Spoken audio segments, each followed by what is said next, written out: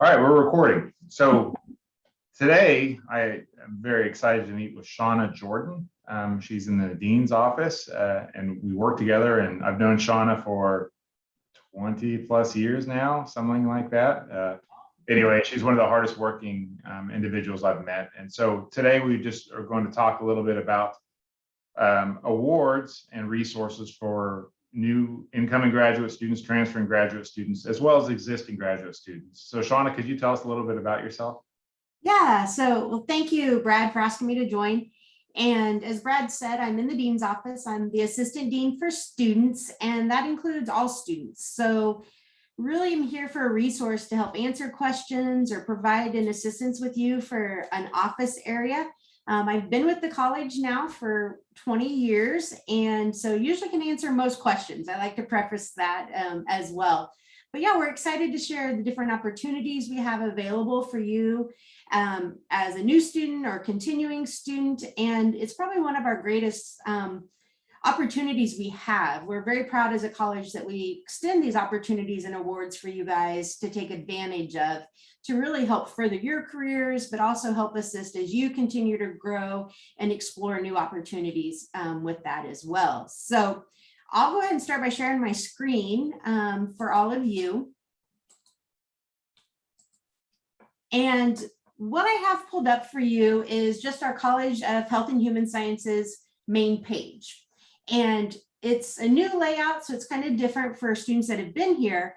But really, if you go to the very top, you see student success, and this applies to all students. And this is where we've provided a lot of great information for you as a student in the programs. We have things ranging from student services, which a lot of times pertains more to the undergrad student, but there's good connections. That's where you'll find my information if you need to also connect. Scholarships and awards, student opportunities, and then we have a professional mentoring program that is a great opportunity to connect with professionals in the work areas that you might be going into. Some are graduates of our college, some are just friends of the college or colleagues that many of us work with over the course of the entire United States as well as internationally. So the big part I want to highlight is scholarships and awards for students.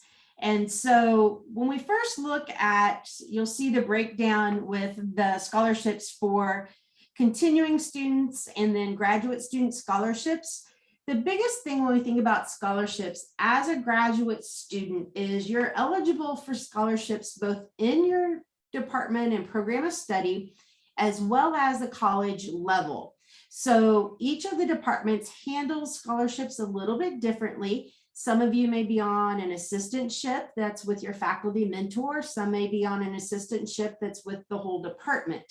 So when we look at graduate student scholarships, what we want to think about is, if you click on that, we try to update and keep track of the funding opportunities. And so this takes you directly to the graduate school, where you'll see a variety of opportunities. It'll also give you the deadlines for those scholarships. It'll also have a little bit more details regarding what would be in the application process with that. And what I would suggest, especially if you see this example of the Donahue Scholarship, is talk to your major professor. They might be able to provide you more information, as we've been very successful with many of students being able to get these, but it is a competitive application process with that.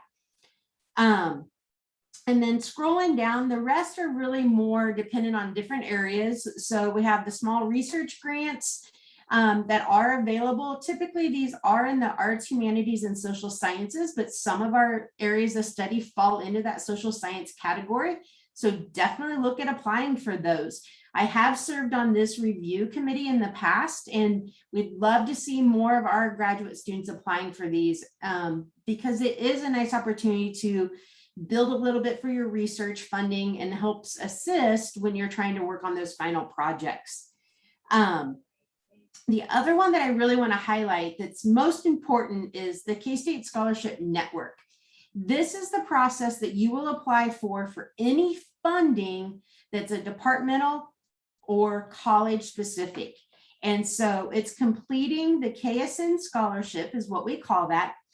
And when you click on it, you'll go in, sign in with your K-State EID and your password, and then you'll answer questions regarding your area of interest, things you've been working on, community service, maybe your research projects you've been involved with, but it's a database. And so each year that you're here, you just need to update that. So you do have to apply for college scholarships or department scholarships each year. So we award them on a yearly basis, but just be aware that that's a way to update it. It's kind of like a CV almost. You get to just keep adding to it while you're here at K-State.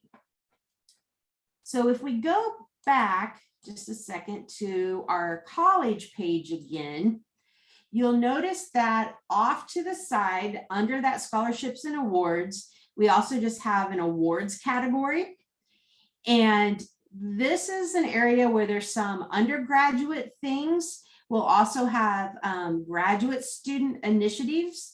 And if you scroll down, you'll see those. We have the graduate research and creative forum that we do, and that's something that Brad will lead. We work on that together, but that's a chance for you as a student to present your work. We have 3 cash prizes that we do, or scholarship prizes out that we do for that. And it's really a nice prep if you're headed to a professional meeting and you want to practice. You'll get critique and feedback from graduate faculty so that you're able to know what you need to do to better prepare, but they'll go through it just as if you were doing a regular presentation. We have the Multicultural Leadership Award. These are open to, once again, any student looking at achievements during college. And then they have the Graduate Student Awards as well that are academics and leadership and service. So once again, encourage you to take advantage of this. And if you're not sure if you qualify, look at them. I'm happy to answer questions, but we definitely want you to be applying for these. And they look good as you continue to build that CV as a graduate student. Now, the other opportunity that we have is if you click under student opportunities, we actually have funding for you to be able to attend professional development conferences. Maybe you're going to present somewhere, you submitted a proposal, you've submitted your research, but we have these experiences now for you that we can assist with your funding. And so, oh, hang on a second here. Let me get to the right.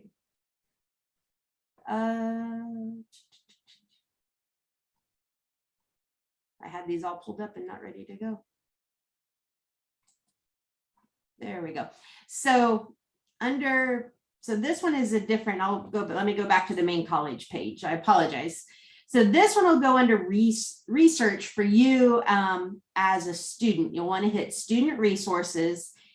And then we have student travel awards. And this is where I was describing that you can get funding to attend that professional conference, go present your work. Key there is you will need to have funding from your department or your faculty mentor as well, but it's a really simple process. Once again, it's been a great opportunity for graduate students to get to go places.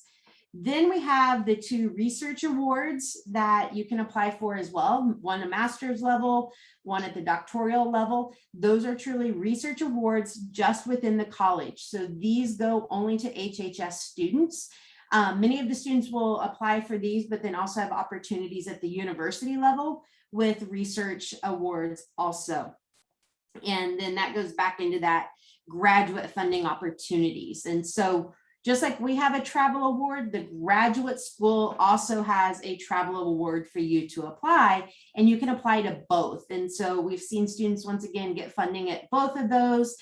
We do fund for international travel. So if you're able to go to an international conference, you have that opportunity as well. With that, so I'm going to stop sharing, and maybe Brad, if there's questions you have that I didn't cover. No, I think you covered a lot of different resources. And I will say, just over the past 6 years I've been back at K-State, my students have done phenomenally well with respect to looking up these awards, but it's always been a challenge. And a lot of the graduate students have to talk to each other to find out where the awards are. And just having this resource is just, it's good for the students, and particularly the travel awards. I mean, I know that students across the college have gone to just phenomenal meetings across the world and won a lot of different awards at those meetings, right? You have to Mhm. you have to get to a meeting to be able to win an award at a meeting. And so the college and your departments, and the graduate school all help get you there. It's your responsibility when you're there to win your awards at that meeting. But anyway, just great resources. And remember, a lot of these scholarships, they can pay for your travel reimbursements, and some of them, the scholarships and the grants can actually provide money to you as a stipend, if I'm not mistaken. Yes, correct. So it actually has, it's not something where you're just gonna win a sheet of paper. It's something that's gonna go in your bank account and help with your bills, in essence, or whatever you want to do with your money. Yeah, and I think that's a really good point, Brad, is that it is funding tied with this. And so for instance, when we do the RSCAD form in the spring, tuition bills have all been paid. So that's a stipend back into your pocket if you happen to place in the top 3 with that. And I think the other nice advantage, especially with the travel awards, is maybe it's your first time as a graduate student and you're just now getting involved in your field. You can apply for that to still attend that meeting, even if you're not ready to present your work yet.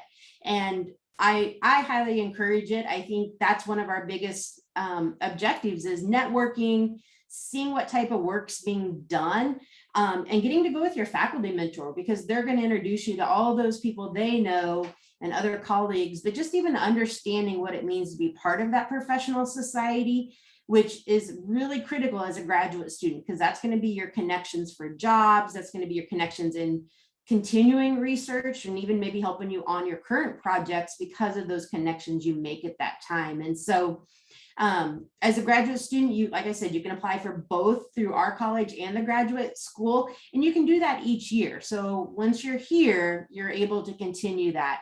And as Brad was saying, our students have done really well with their research work, even at the university level, the state level, and professionally.